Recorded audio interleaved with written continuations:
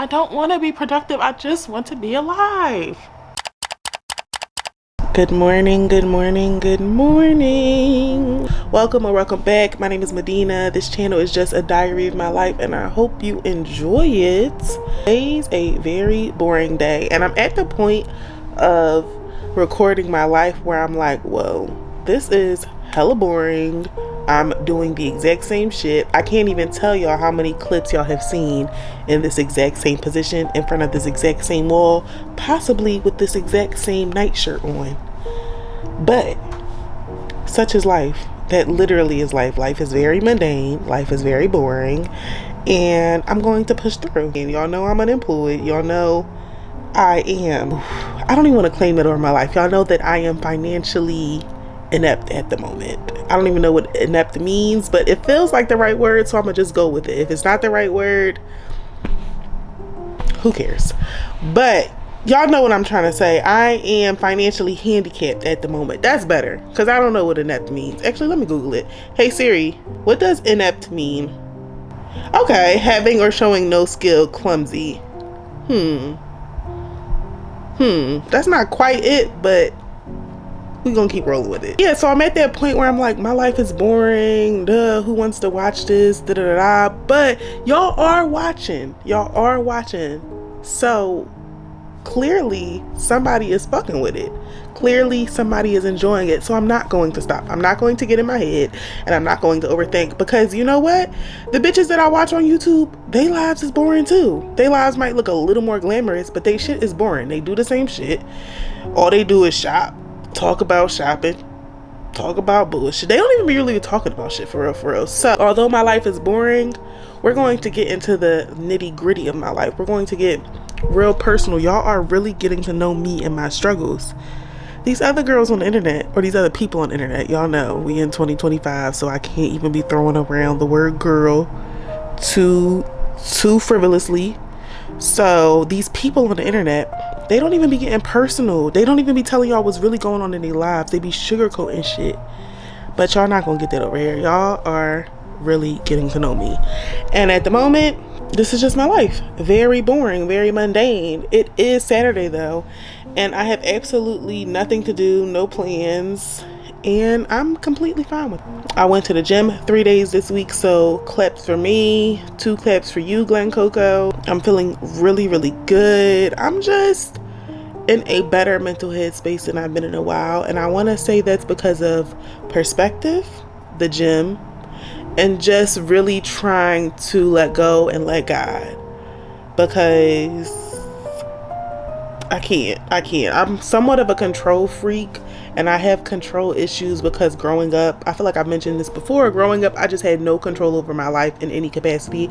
I had no control over what I wear, what I did, friends, anything. Like my mother was in full control of my life, down to the smallest detail. She was in full control of my life, and I get it to an extent as a parent. That's what their job is. However, yeah, it was unhealthy. It was very, very unhealthy, because now I have an issue with allowing anybody to have any control over me or things that I do, because yeah, I can't go back to that. So right now I'm struggling a little bit because of these control issues, but I'm trying to just let go and let God. I don't know if it's working. I don't know. But being as though I woke up today and I didn't feel like, God damn, another day, I woke up like, okay, we can do this. Let's keep it moving. That's how I woke up, and I'm grateful for that, because y'all know, like I said, I be waking up some days like, fuck, another fucking day. I don't feel like that, and for that alone, I am grateful. Life's boring, and I'm not going to challenge it. I'm not going to do shit for a video to make my life seem more interesting, because that's what y'all faves be doing. They just be doing shit for the content. I'm not doing it. I'm the content. So y'all gonna like whatever the fuck I'm doing. JK, I'm not no dictator. I would love for y'all to interact in the comments. Leave me a comment, say hello, say what's up, how you doing, anything. I'm here for y'all the same way y'all here for me. If y'all going through some shit, I would love to hear about it, because you know, we all in this together. I think the biggest thing that I hate about social media and the internet is everything is like, people, it's just a highlight reel. It's everybody's highlight reel, and I understand it to a certain extent, but it can also make you feel very alone in the struggles that you're going through. And I don't want you to feel like that over here. Listen, we all in this together. You struggling, I'm struggling. Life is lifing for us all. And it feels so much easier when you have a sense of community. And that's what I'm trying to build here, because I don't have community. I don't have a lot of friends. I have a big family, but I'm not close to my family. As y'all can see, I don't think y'all have seen another person in one of these videos yet other than some kids. So I spend 99% of my time alone. I can really fuck with you mentally. I'm here for community because that's what I crave right now at this period in my life. I want community, I want closeness, I want connections, and that's what I'm trying to establish here. So I said all of that to say, although my life is boring and mundane, I hope y'all are getting something from these videos as I'm getting something from putting them out. Yeah, and as y'all can tell, I love to talk, I love to chat, I love to put this mouth to use, but I'm gonna shut up. I am back, and you know what's interesting and I find kind of weird actually, and this is why I'm actually going to just start being private, not private with y'all, but private with people that I know in real life, because people be saying stuff to me and I'm like, you don't really know what you're talking about, and if you wouldn't do that yourself, why the fuck are you saying that to me? Like, I don't like when people give advice that they wouldn't take themselves. I've told 2 people about the guy that I'm talking to, and both people is like, oh, is he giving you money? Do niggas give y'all money? Do y'all ask niggas for money? Because I don't ask niggas for money. If I was talking to a girl, I wouldn't ask her for money. If I'm talking to this nigga, I'm not asking him for money. If I've got family that I'm not asking for money. Like, I'm not that girl. I'm going to do everything that I have to do or that I can do in my power before I have to ask anybody for a fucking dime. Anybody. And people that I know will help me. I'm still going to do everything in my power before it gets to that point. But I just had a conversation with somebody that I haven't talked to in like a couple of months. And I told her, and she was like, well, is he helping you pay your rent? No, because I'm not asking him to help me pay my rent. I'm not asking nobody to help me pay my rent. I just find that so cringy. I'm hearing this from people that I know don't get money from niggas. The 2 people that have told me that, I'm like, neither of y'all have men paying y'all bills. We're at a crazy time in society where girls really put a lot of expectations on men that are weird and unnecessary. Unless this is my actual man, like we're in a relationship and we're in some sort of commitment and we're like trying to build a life together, I think it's weird to have somebody just paying for your life. That's just me. That's just me. It works for y'all. And that's good for y'all. But the power dynamic, I don't like that. I've seen that power dynamic across my life from multiple people who have allowed men to be the provider for them. I don't want that power dynamic in my life. I don't want that power dynamic, whether it's me and a man, me and a woman. No, I'm going to figure my shit out like I always do, like I always have, because God is good and money falls out the sky and things come to me with ease. And I truly, truly believe that. Hearing that from her, I'm like, yeah, I'm going to just keep things to myself. This is why I keep my phone on Do Not Disturb. I'm alone 100% of the time at this point. I'm alone all the time. My solitude is actually hella comfortable because people say stupid shit. I don't want anybody's opinion or advice about anything that I'm doing because nobody is in my fucking predicament. Nobody is in my situation. Nobody that I know is in my situation. The people that I know that could be in my situation, they have a home to go back to. They can go live with their mom. They can go live with their dad. They can go live with somebody. I don't have that. If I don't pay my rent, I don't have anywhere to live. Okay? And I don't want opinions or unsolicited advice from people who do not have that. Shut up. Shut up. Shut up. Just shut up. Just shut the fuck up. Funny because in the last clip I was like, oh, I want community. I want da-da-da. But it's like, I want a very specific type of community. I think that's it. I want to curate it. I want what I need and not what's just around.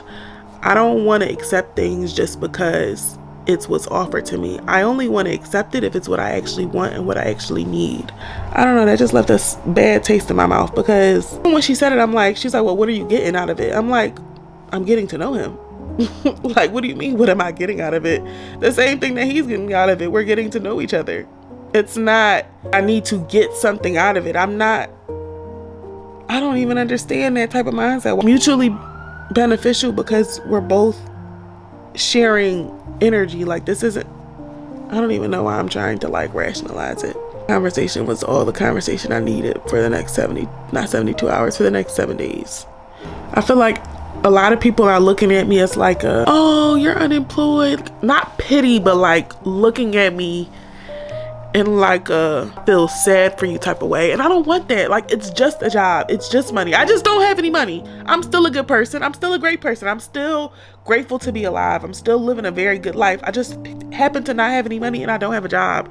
I don't need pity for not having a fucking job. I don't need pity for not having money. And I also don't need a bunch of unsolicited opinions about jobs because I don't have any money. There's a bunch of other shit going on in the world that's way bigger than me not having a job. What I'm focused on right now is I want to just be healthy. The job will come. The job truly will come, but I want to be healthy. Like, I want to focus on getting myself better, getting myself back to just a fucking baseline. Last year, dealing with the girl that I was dealing with when I had more money than I could figure out what to do with because I gave so much money to her and I helped her in so many ways. But last year left me deeply, deeply depleted.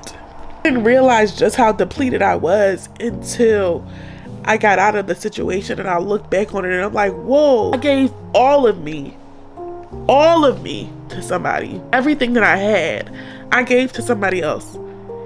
Even work, I gave all of me to a job. I was working so much, spending so much time working.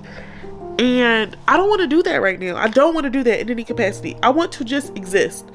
And if that means that I'm not able to do things, I can't get my nails done, I can't get my feet done, maybe I can't get my hair done, whatever. I'm so cool with that because I just want to exist for a moment. Why am I so emotional about this? Like, I don't want to be a part of the rat race for a moment. I want to just exist in this moment. And if that just means all I can do is pay my bills, and that means all I can do is pay my bills, I'm cool. I'd be cool with that 2 months from now. I don't know. But at this very moment, I'm cool with that. And I don't want anybody's fucking opinions about that. It's funny when you watch people's videos and when they get like emotional, they're like, this is cringy. Like, oh, crying on the internet is cringy. And it's like, it's life, babe. I'm a human with emotions, with a lot of fucking emotions, and I fucking cry. If I didn't cry in these videos, I feel like that would be disingenuous and inauthentic. If you know me in real life, you know that I am a crier.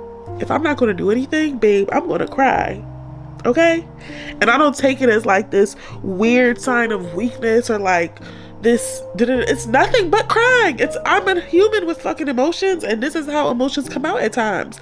But people weaponize these things and like make you feel shame for being a fucking human. I have emotions. I cry a whole lot. A whole fucking lot. If you don't want to see somebody's real life, find somebody else to watch. Babe, like I said, if I'm not going to do nothing, I'm going to cry. And crying feels good. Now I feel a little better. I feel like, thanks for hearing me out. Thanks for listening. I appreciate y'all. My period is coming and I just wish it would come. I hate the dramatics that happen before the period. All the shitting, all the anxiety, all the tummy issues, all the everything. I hate all of it. I wish the fucking period would just come. Lita is so dramatic and unnecessary. And why do we have to experience that? Every month, y'all will probably get a period rant because every month that it comes, I'm like, why the fuck was I born like this? Why were we all born like this? Why is this in all of our cards that are women, that are people? Oh, I can't even say that. I can't even say that are women. People born biologically female. Is that the fuck that? Actually, fuck that. I can't even believe I just said that. Fuck the whole politically correct stuff. Because I'm very politically incorrect. And I'm not going to get into my opinions about stuff because they're just that. They're my opinions. But I said all of that to say it's a new day.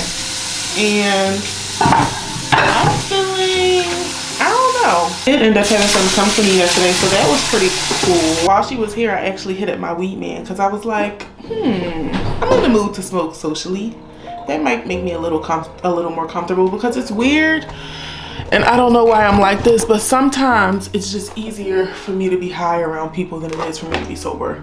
Don't know why. Let's not even say that that's the truth. That's just something that I've convinced myself of. I've convinced myself that in order for me to be around people, I need to be high. So yesterday I had hit up my weed man. while she was here, and he was acting like he was on his way, but he ended up like just, I don't know, just never showing up, which is a blessing in disguise because I didn't need any weed. That's a sign. Medina, you don't need any weed. You can 100% be around people fully sober, and if you can't be around somebody fully sober, then is that somebody that you really need to be around? Things that I've been thinking recently is like, Medina, if you have to do it high, maybe you don't need to do it. It's unhealthy. I don't need to put myself in situations where in order to tolerate the scenario or tolerate the situation, I have to be high.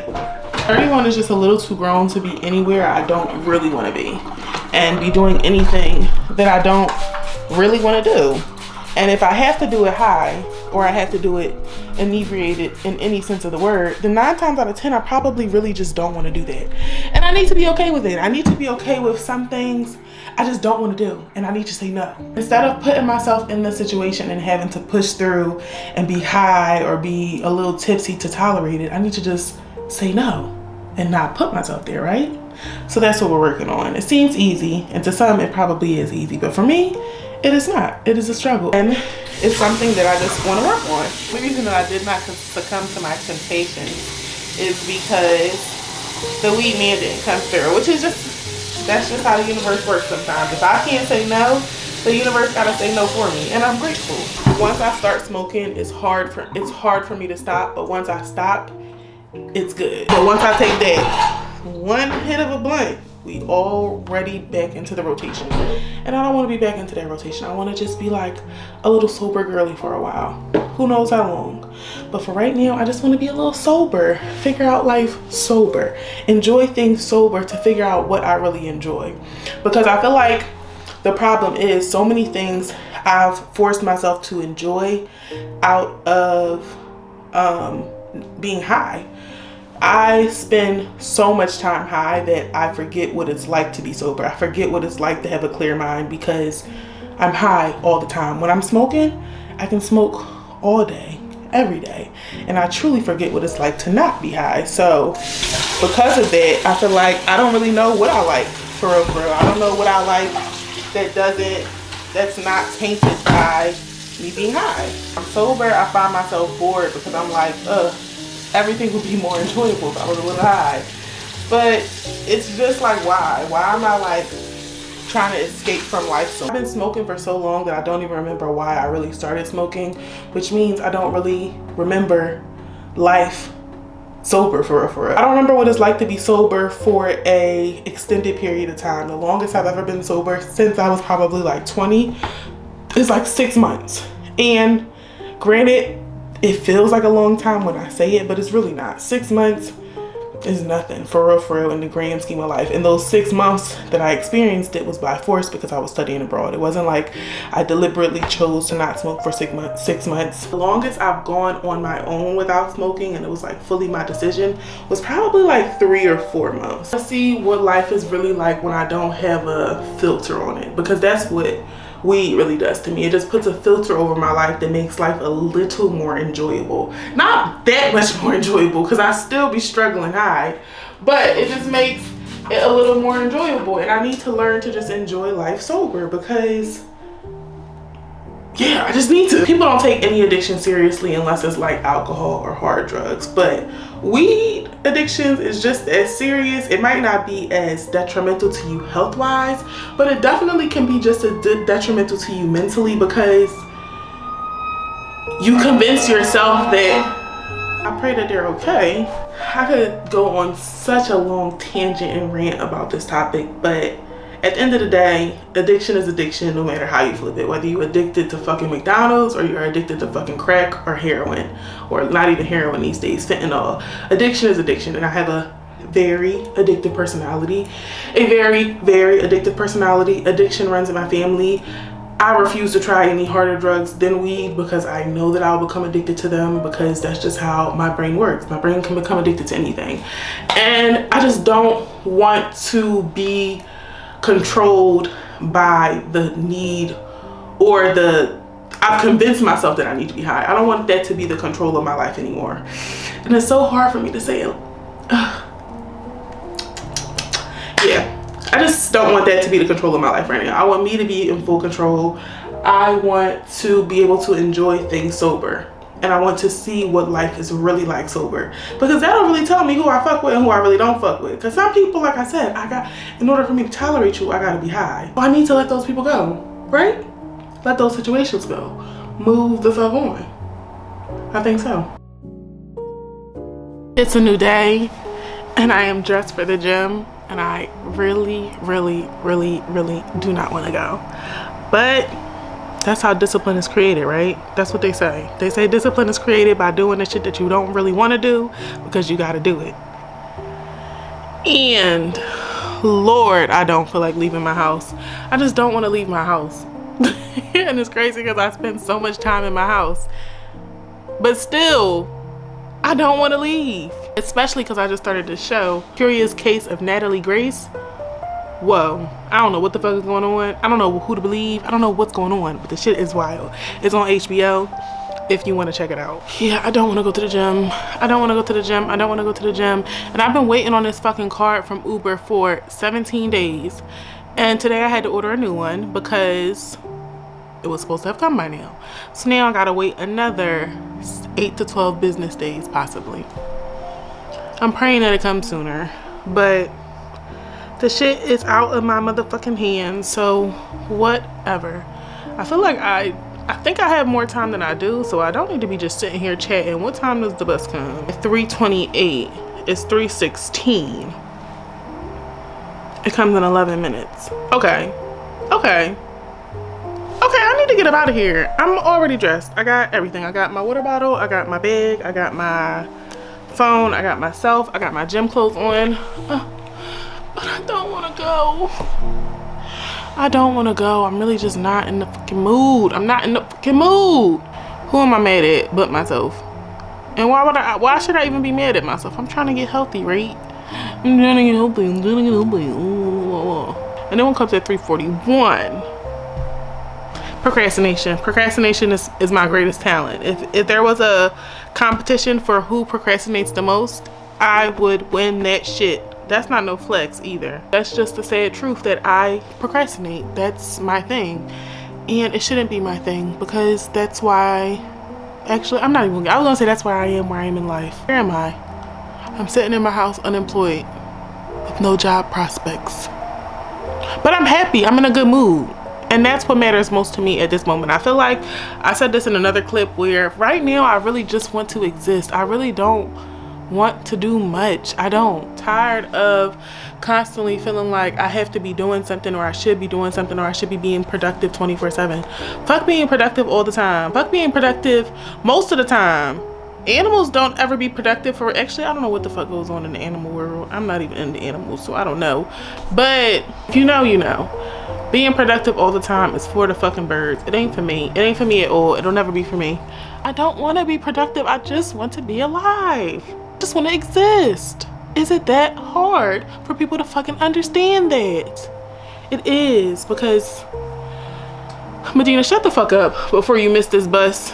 And if you miss this bus, you know you ain't going to the gym. So clearly I'm back home from the gym. Before I even get into this story, I'm going to give you a trigger warning that self-harm is about to be mentioned. Yeah, so I was on the bus and I saw this kid, had to be 15, 16-year-old boy, and I could already sense from his demeanor that he just looked sad. He looked defeated. He looked like he had a lot going on. I noticed his forearm was covered in cutting marks. Some looked older than others, some looked a little more fresh, but they were visible cutting marks. And I couldn't stop staring at his arm the entire time I was on the bus. It was a flashback to when I was a similar age as a teenager and I used to cut myself. When I did it, it was such a cry for help. Nobody ever noticed. Nobody ever noticed, and if they did notice, they never asked if I was okay. They never asked what was going on. So as I'm looking at this boy who has this sad, defeated energy, and he looks deeply sad, and I'm just staring at his arm, all I could think was, I have to figure out if he's okay. I saw so much of myself in him. I really just like a blast to the fucking past. I was like, damn. Being a teenager really can get fucking hard. As adults, it's our duty to check on kids, whether they're our kids, whether they have any relation to us. I don't know this boy. I may never see that boy again. But all I kept thinking on that bus ride was, I have to figure out if this boy is okay. I had paused my music and I was like just listening to the volume in the bus to figure out how to approach this, and the bus had a lot of other high school kids on it. It was still quiet, so it was quiet enough to where I didn't want to draw too much attention to him and make him uncomfortable. And I just didn't know what to do. So I'm getting closer to the stop that I'm getting off at. I'm just looking at him and I'm like, Medina, you have to say something. You're not going to be able to sleep tonight if you don't see if this boy is okay. Because when you weren't okay and you were his same age, all you wanted was an adult to ask you, were you okay? And that's all I kept thinking about. I'm like, when I was that age and I was doing those things to myself, I was not okay. And all I needed was one adult to say, Medina, are you okay? And it never happened. I wasn't okay for years and nobody ever noticed. As I'm sitting across from him, I'm just trying to figure out, like, Medina, what are you going to say to him? How are you going to make him feel comfortable? You don't want to draw too much attention to the situation, and there's a bunch of other people on this bus. I kept looking like, oh, I hope he doesn't get off before me so I can say something to him.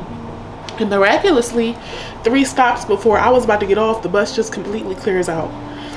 And I tap him on his leg and I'm like, I see the marks on your arm, and when I was younger I used to do the exact same thing. I want to know, are you okay? He's like, yeah, I'm fine. But he's not making any eye contact with me. And I'm like, are you sure you're okay? And he's like, yeah, I'm okay. I'm like, are you having a good day? He's like, yeah, I'm having a good day. I'm like, okay, that's good to know. I just want to make sure you're okay. He might have been like, this random lady needs to mind her business. But me as an adult, as a fully functioning grown person who was aware, I wouldn't have felt okay with myself seeing that and just ignoring it. The hardest part about that was thinking, how many people have seen this boy's arm and acted like they did not see what they saw? How many people saw me hurting and acted like they didn't see it? We have a duty to check on people, whether you know them, whether you don't know. That's our duty to humanity. Showing care, showing kindness. And I could tell just from that interaction, I'm like, he's not even used to people being kind to him. He's not used to people caring about if he's okay, because I could just tell from his responses that he's like, whoa, what the fuck? Really pray that he has adults around him that are checking on him and making sure that he really is okay.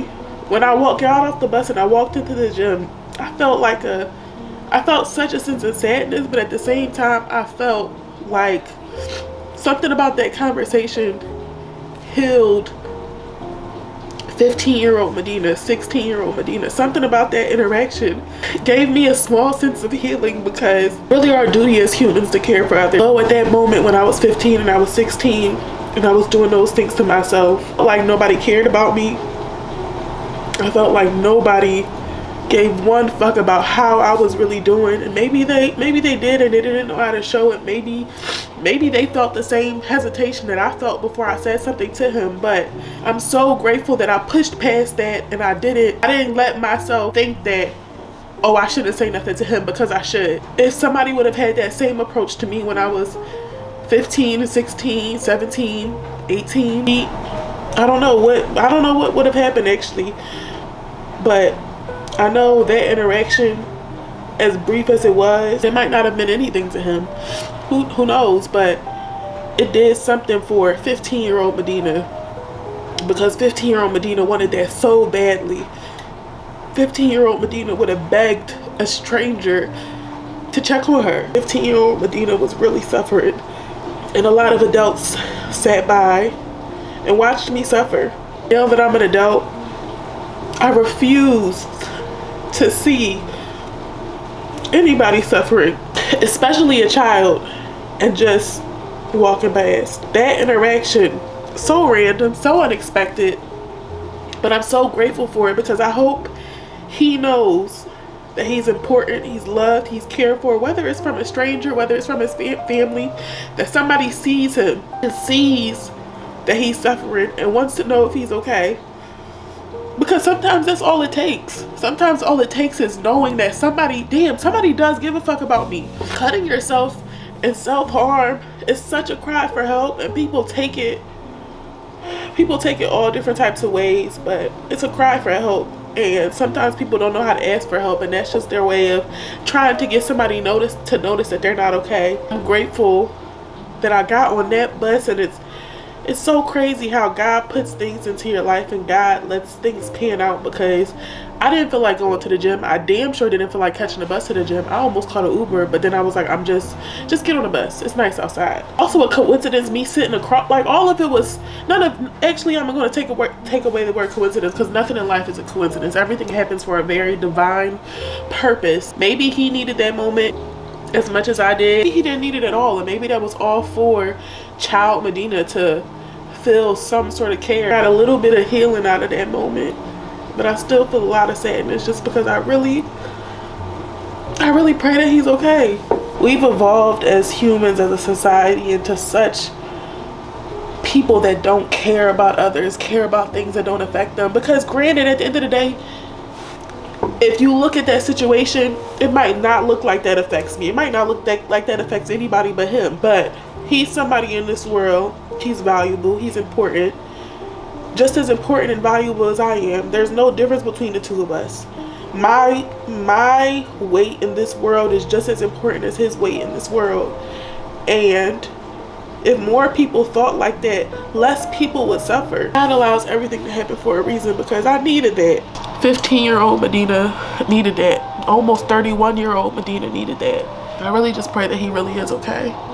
And if he's not okay, I pray that the people around him, the adults around him, are getting the help that he needs to make him okay. Because hurting yourself, I know too much about what that feels like when you want to just feel some sort of physical pain, because the emotional pain is too much. Our responsibility as adults to really take note of not even just the kids, the people in our lives, the people that we come across, and do what we can to make everybody's life a little more enjoyable. This really is my therapy, talking to this camera, talking to whoever is listening, because I don't know who the fuck is watching, but this is really a form of therapy for me, because it's hard expressing these feelings to people that I know, because a lot of them haven't had those types of feelings before, those types of big feelings that I've had, those type of negative feelings that I've had. So when I talk to them about it, it almost feels like, it doesn't feel judgmental, but it feels like pity. And I don't want anybody to pity me, because I don't pity that boy. I don't pity him. I feel for him. We need more sympathy in the world. We need more empathy in the world. Fuck you feeling bad for somebody. I want you to feel for me. People don't understand self-harm unless it's something that you've experienced. And it's a lot of shame that can come with it. And I used to feel a lot of shame around it. I used to feel shame around the fact that there was a time where I didn't want to live. And now I'm like, damn, I wish I could have given myself a hug. That's all I needed, but that's one of the things that I needed really, really badly. Needed to feel cared for and loved, and I show people a lot more compassion and a lot more care, whether we know the people or not. But we have to. This life is hard enough. We don't need people making it harder. We suffer so much. We all suffer so much. This life is a life of fucking suffering to a certain extent, especially with the stresses of fucking capitalism and all of this shit. But the last thing we need is to cause any unnecessary suffering to those around us. And if you are somebody that's ever self-harmed, or you're struggling in any capacity, I really pray that you're okay. And I pray that God brings you some relief and life just gets a little easier. I want everybody to just live a good, happy life. We all deserve that. We all deserve happiness. We all deserve understanding. We all deserve compassion. This has been very, very therapeutic, and yeah, I'm going to end this video right here. I really pray that anybody who's watching this, if you're struggling in any capacity, that you really find some ease along this journey. And if nobody is checking to see if you're okay, I would love to know if you are okay. And I pray that you are okay. And I pray today is good to you. I pray tomorrow is good to you. I pray every day of your life is good to you. Hope you come back next week for another video. Bye.